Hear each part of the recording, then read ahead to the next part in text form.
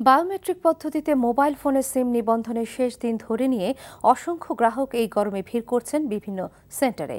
এদিকে মুঠোফোন গ্রাহক অ্যাসোসিয়েশনের ব্যানারে সংবাদ সম্মেলন করে জানানো হয়েছে এখন পর্যন্ত 40% গ্রাহকই নিবন্ধন করতে পারেননি, যার মূল কারণ জাতীয় পরিচয়পত্রের সাথে আঙুলের ছাপ না মেলা।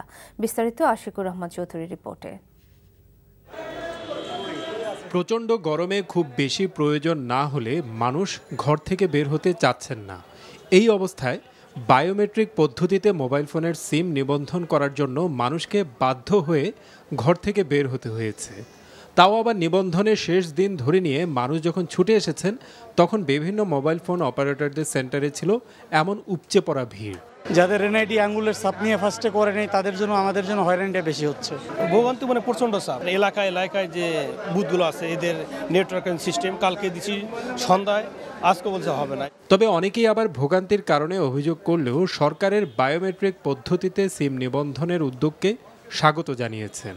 সিম নিবন্ধন করা উচিত, মানে অনেক সময় মোবাইল হারিয়ে যায় বা সিম টেমি হয়ে যায়, যাতে অন্য কেউ ব্যবহার না করতে পারে।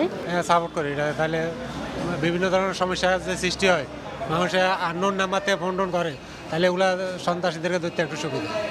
এদিকে সংবাদ সম্মেলন করে মুঠোফোন গ্রাহক অ্যাসোসিয়েশন দাবি করছে, এখন পর্যন্ত 40% গ্রাহক নতুন পদ্ধতিতে সিম নিবন্ধন করতে পারেননি।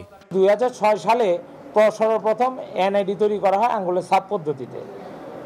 এর পরবর্তীতে যারা কায়িক পরিশ্রম করে, তাদের কিন্তু আঙ্গুলের চামড়ার গঠন অনেকটা মুছে গেছে, এবং যারা সেই সময় যুবক যুবতী ছিল, তাদের আঙ্গুলের ধরন পরিবর্তন হওয়ার ফলে বর্তমানের যে আঙ্গুলের ছাপ অবস্থিত আছে নির্বাচন কমিশনে, তার সাথে কোনো মিল পাওয়া যাচ্ছে না, যার ফলে কিন্তু নিবন্ধন করা যাচ্ছে না।